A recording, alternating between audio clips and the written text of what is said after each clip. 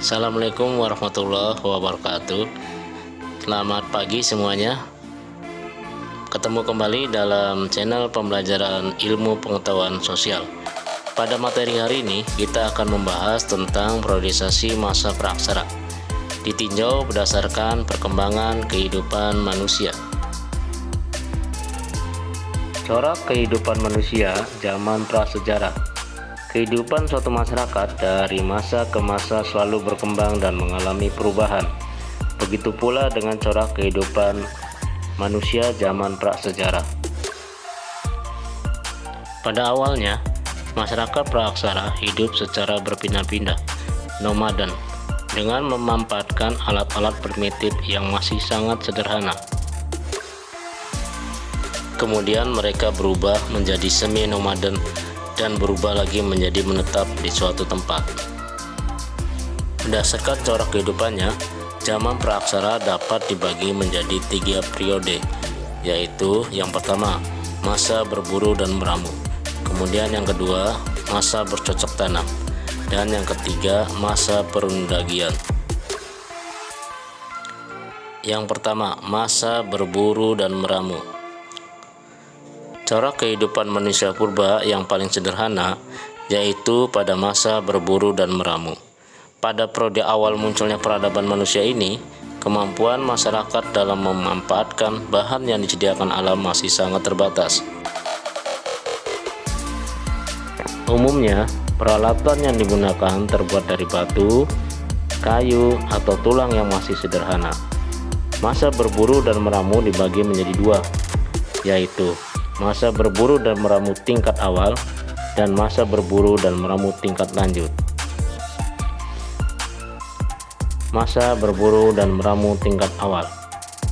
Corak kehidupan manusia purba pada masa berburu dan meramu tingkat awal adalah nomaden atau berpindah-pindah tempat. Mereka terus berpindah, mencari daerah baru yang melimpah sumber daya alamnya. Sebab sumber utama kehidupan mereka bergantung pada ketersediaan alam. Manusia yang hidup pada zaman berburu dan mengumpulkan makanan tingkat awal diperkirakan satu periode dengan zaman Paleolitikum. Kehidupan ekonomi. Kehidupan ekonomi masyarakat berburu dan meramu tingkat awal sepenuhnya dari mencari dan mengumpulkan makanan, atau dalam istilah food gathering.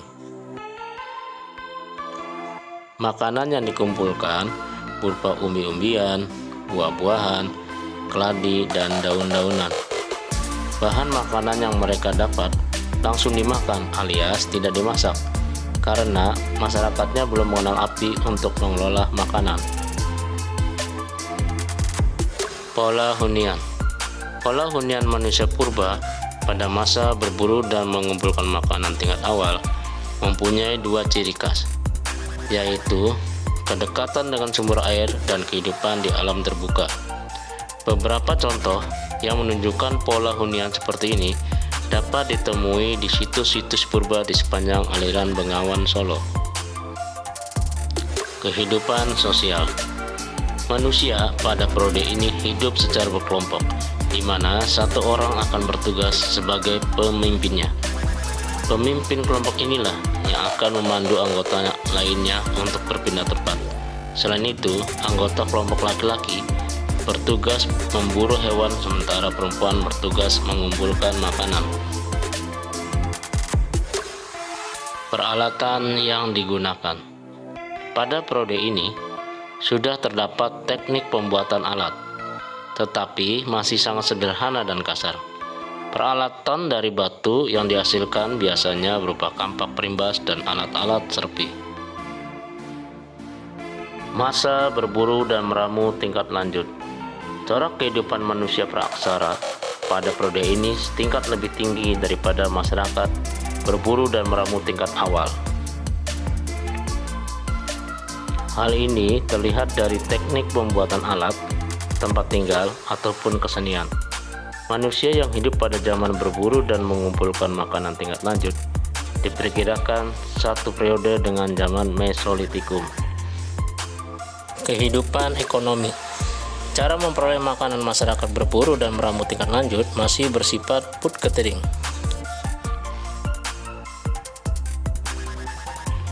Makanan yang dikumpulkan tidak hanya berupa umbi-umbian, buah-buahan, keladi, dan daun-daunan, tetapi juga siput dan kerang. Bukti bahwa masyarakatnya juga sering mengkonsumsi kerang dan siput adalah diketemukannya Kojek Komondiger atau dalam istilah sampah bukit kerang. Pola hunian. Manusia purba pada periode ini sudah mulai hidup semi-sedenter, yaitu kadang menetap di gua-gua alam dan berpindah lagi mencari gua lain yang memiliki banyak makanan. Contoh peninggalan yang khas dari masyarakat berburu dan meramu tingkat lanjut adalah Abris Saus Rose, yaitu gua menyerupai ceruk batu karang yang digunakan sebagai tempat tinggal.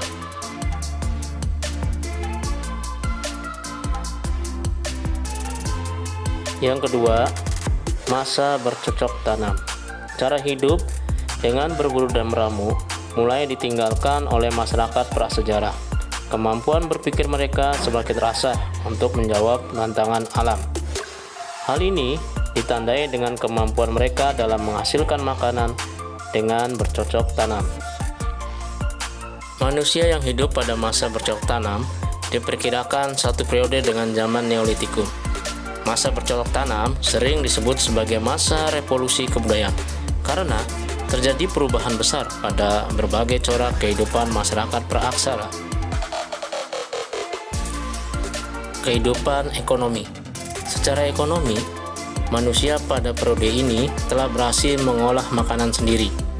Hutan yang mereka buka kemudian ditanami dengan sayur dan buah untuk mencukupi kehidupan sehari-hari. Sementara binatang buruan yang mereka tangkap mulai dipelihara dan diternak.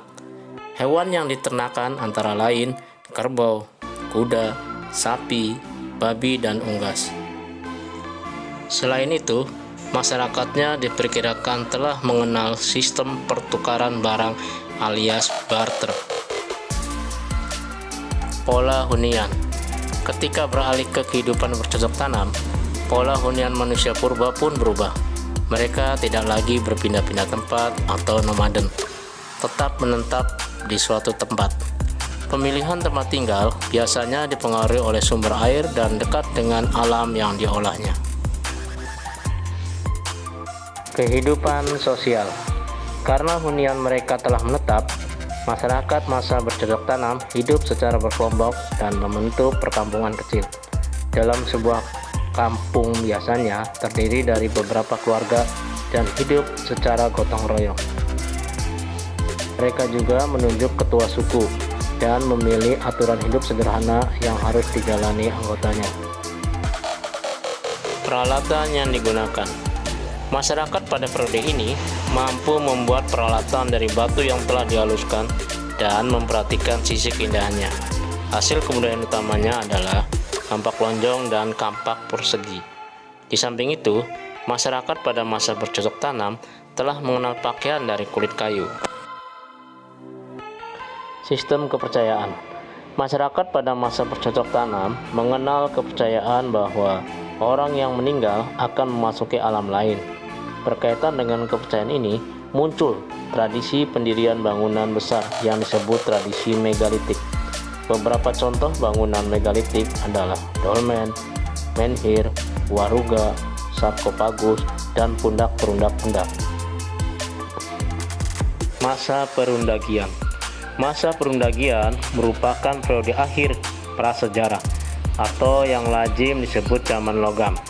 Kata perundagian diambil dari kata undagi, yang artinya seseorang yang memiliki keterampilan jenis usaha tertentu, seperti pembuatan gerabah, perhiasan, kayu, batu, dan logam. Kehidupan ekonomi. Masyarakat masa perundagian tidak hanya bercocok tanam dengan beladang, tetapi juga mengolah sawah. Dengan begitu, dapat dikatakan bahwa mereka mampu mengatur kehidupan ekonominya dan berpikir bagaimana memenuhi kebutuhan di musim yang akan datang. Hasil panen pertanian biasanya disimpan untuk masa kering dan diperdagangkan. Mereka juga melakukan perdagangan dengan jangkauan lebih luas, bahkan antar pulau. Kehidupan sosial. Kehidupan sosial manusia pada masa perundagian sudah semakin teratur. Pemimpin masyarakat biasanya dipilih melalui musyawarah dengan mempertimbangkan kemampuannya dalam berinteraksi dengan roh nenek moyang.